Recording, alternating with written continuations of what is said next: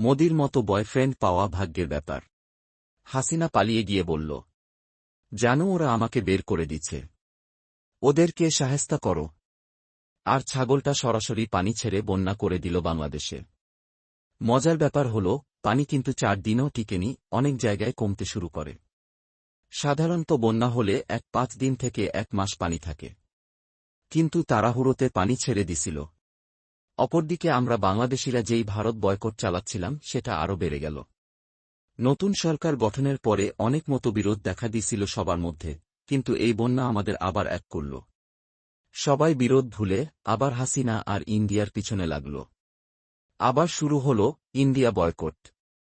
এমন বয়ফ্রেন্ড পাওয়া আসলেই ভাগ্যের ব্যাপার, তাই না?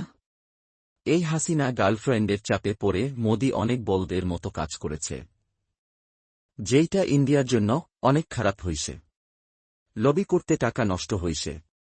এখন ট্রাম্প মোদিরে আছলা বাস দিয়া দিচ্ছে। আপনারা কে কে মোদিরে boyfriend of the year award দিতে চান?